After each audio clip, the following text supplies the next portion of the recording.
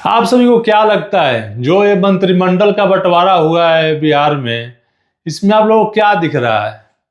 कुछ तो दिख ही रहा होगा अंदर से, या कुछ अजीब नहीं लग रहा है? जो 20 सालों से नीतीश कुमार जी अपना मंत्रालय जो उनके पास रहता था, होम मिनिस्ट्री, किसी को वहां तक पास भी नहीं आने दे रहे थे। वो क्या वजह हो सकता है कि उन्होंने वो मंत्रालय अपने आप दूसरे को अधीन कर दिया? गेम बड़ा है, गेम बड़ा है और एक गेम की शुरुआत हो चुकी है। ये धीरे धीरे जो सेटलमेंट हो रहा है इसका रिजल्ट दिखेगा।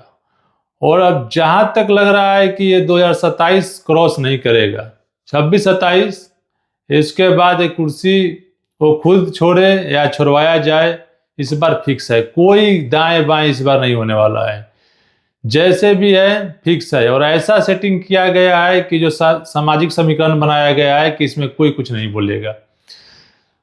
जो हटेंगे और उन्हीं का भाई को वहां पे सेट किया जाएगा। इसका एक कदम आगे बढ़ाया जा रहा है और उसी का एक गेम का हिस्सा है सम्राट चौधरी को गृह मंत्रालय देना। गृह मंत्रालय एक ऐसा मंत्रालय है जो अक्सर बोला जाता है कि नीतीश कुमार जी कहीं जाए, किसके साथ रहे, कहीं सरकार बनाए, लेकिन ये मंत्रालय उनके पास ही रहता है। ये मंत्रालय वो छोड़ेंगे नहीं, किसी भी जीत पे छोड़ते नहीं थे, लेकिन इस बार उनको छोड़ना पड़ा। करे भी तो क्या करे, सामने वाला 75 सीट लाकर भी मुंह देखता रह गया, 45 सीट पे भी आपको सीएम बनाया, इस बार भी सीट अधिक आया, इस बार भी सीएम बनाया, लेकिन कोई गुजारा तो है नहीं। क्योंकि मेन जो प्राण अटका हुआ है वो कहीं और अटका हुआ है, वो अटका हुआ है दिल्ली। अगर दिल्ली में केंद्र ये हालात में नहीं रहता, केंद्र की सरकार, तो अब तक तो खेल बहुत बड़ा हो चुका होता। लेकिन केंद्र सरकार भी मजबूर है, कोई रिस्क लेना नहीं चाहता है, तोड़ फोड़ की राजनीति करना नहीं है कि उसको कोई फायदा होने वाला है नहीं। अभी तोड़ फोड़ करके सरकार भी बनाकर अपना क्या कर लेगा? यहाँ पर ऐसे भी सरकार में रहेगा और सब उसी का चलेगा। यहाँ भी नाम के लिए कुर्सी दिखेगा कहीं, लेकिन काम कहीं होगा। अब तो धीरे धीरे जो रिप्लेस हो रहा है आने वाला टाइम में मैक्सिमम 2 साल, 2027 क्रॉस किसी भी हाल में नहीं करेगा। और क्या जो स्टेटमेंट आएगा यही आएगा कि स्वेच्छा से कुर्सी छोड़ रहे हैं और दूसरे को मौका दे रहे हैं। देखना होगा। बड़े बड़े मीडिया हाउस, बड़े बड़े लोगों को तो नीतीश कुमार जी फेल कर देते हैं, तो फिर हम लोग का क्या है। लेकिन फिर भी एक अनुमान भय और अनुमान अच्छा से समझ आ रहा है कि अनुमान सक्सेस होगा। है दूसरी बात करते हैं शॉर्ट जींस पे शपथ लेने वाले माननीय का। हद हो गया, हद हो गया। मतलब जहां देखिए छाए हुए हैं, और छाए भी तो कैसे नहीं छाए, किसी की नज़र में, किसी के सोच में दूर दूर तक नहीं थे कि हाँ ऐसा भी होने वाला है। पता नहीं पहले से था, नाम था कि नहीं, एकदम सा प्रकट हुए, सब चार मीडिया से लेके चारों तरफ नज़र में आ गए। ये कौन आ गया जीन्स शॉर्ट पे? भाई यहाँ तो मंत्रालय से पहले फोन नहीं भी आया तो लोग यहाँ थोड़ा सूट बूट सिलवा कर रेडी रहते हैं कि शपथ लेना है, पता नहीं कब किसका लॉटरी लग जाए। तो उनको तो जब घर का ही नाम देना था तो उनको तो पता ही होगा, लेकिन पता समझ नहीं आ रहा है कि आखिरी मौके पर कुछ हुआ है या कैसे हुआ है करके। जब मंत्रालय जब शपथ ग्रहण ले लिए, तो जब मीडिया वाले बाइट लेना चालू किए कि ये कैसे हुआ, तो उनकी पत्नी जी निकल के आई। जब पत्नी जी आई तो हम देखे, बोले ये कैसे बच गई, इनको भी तो टिकट मिल जाना चाहिए था। अरे जब यही करना ही है, जब बेटे को, भतीजे को, बहू को, पत्नी को सब यही करना है, तो उनको भी टिकट देने में क्या दिक्कत था? उनको भी टिकट दे देते। 4-5 टिकट तो मिला ही थे ना, तो एक ही तो दिए थे। अभी तो ऑप्शन था ही। अरे जब जीतन राम मांझी दे सकते हैं तो आप क्यों नहीं दे सकते? आप भी दे सकते हैं। वो तो भला हो चिराग जी का कि फैमिली थोड़ा कम है, तो एक ही था जो जीजा जी का बेटा जी थे, उनको भी टिकट दिलवाए थे। वो हार गए अलग बात है, लेकिन कोशिश तो वो भी किए ही थे। और ये लोग ज्ञान देते हैं दूसरे को परिवारवाद पे। आएंगे हम परिवारवाद पे भी आएंगे, आ रहे हैं एक स्पेशल वीडियो लेके परिवारवाद पे। इन लोगों का बहुत परिवारवाद खेलने का इन लोगों का शौक हो गए। बेशर्मों को थोड़ा भी शर्म नहीं आता है कि बिना कोई जीते बिना कुछ किए शपथ ग्रहण दिलवा दे रहे हैं और इनके दूसरे को परिवारवाद दिखता है। और ये घटना बहुत पुराना है जिसको दोहराया गया है। वो जो सामने वाली पार्टी है उनके तरफ से भी, जो शकुनी चौधरी के बेटे जो आज गृह मंत्रालय संभाल रहे हैं, उनके साथ भी हुआ था।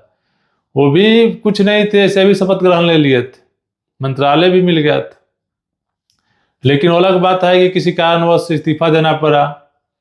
वो सब तो आगे चलता रहता है, लेकिन हद है एकदम।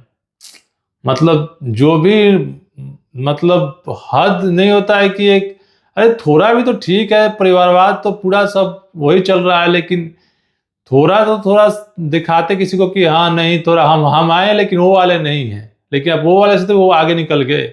एक पंचायत में डायलॉग रहता है, जब भूषण भाई से वो विनोद बोलता है, जब वोट मांग जाता है कि हाँ हम लोग का भी खर्चा है, लेकिन कितना है, एक चाय 10 रुपया मुश्किल से, थोड़ा कम वाला है, उन लोगों का थोड़ा हाई वाला है।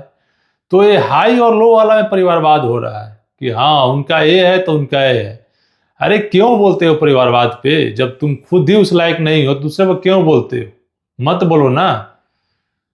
तो दूसरे का बोलोगे तो बोलना है, अपने पे आएगा तो अलग अलग टाइप से लगेगा एग्जाम्पल देने की, नहीं मेरा तो ये है तो मेरा वो है।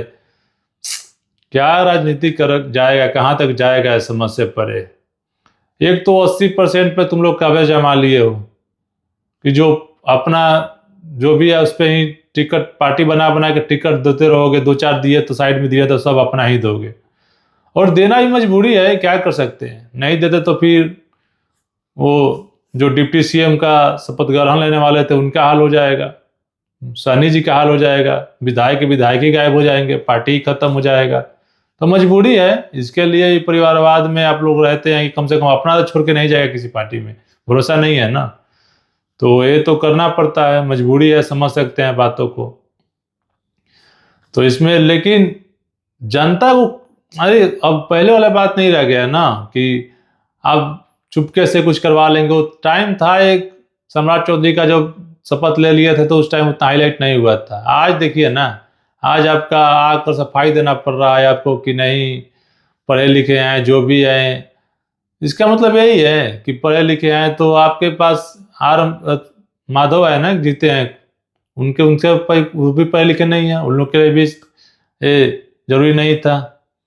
वो उसको भी तो मिनिस्टर बना ही सकते थे जब बना रहे थे। तो मांझी जी को देख लीजिए, अकेला खड़ा है कि जो है मेरे बेटे हैं, उनका फिक्स है। चिराग जी का कोई उतना खास लायक था ही नहीं जिसको ऑप्शन देते, तो किसी और को ऑप्शन देना पड़ा। हद है, मतलब आप लोगों का परिवारवाद जिंदाबाद है, जिंदाबाद रहेगा। लेकिन सबसे बड़ी खबर एक यही था कि जो गृह मंत्रालय का जो बंटवारा हुआ है, इस पे पूरा सबकी नज़र में यही फोकस पे बना हुआ है। और ये फोकस पे बनने का है कि जैसे ही 25 को पहला कैबिनेट का मीटिंग है, उसके बाद जो भी ये बोलते थे कि अपराध पे अंकुश लगाएंगे, ऐसे लगाएंगे, हमारे पास ये आइडिया है वो आइडिया है। अब देखते हैं कितना आइडिया काम कर रहा है इन लोगों का और कितना अपराध पे अंकुश लग रहा है। क्योंकि अब तो कोई बोलने का ऑप्शन नहीं रहेगा आपके पास, अब मंत्रालय आपके हाथ में आ गया है। देखते हैं कि आप लोग कितना इस पे अंकुश लगाते हैं। मिलेंगे फिर से एक नए वीडियो के साथ, तब तक के लिए जय हिंद जय बिहार।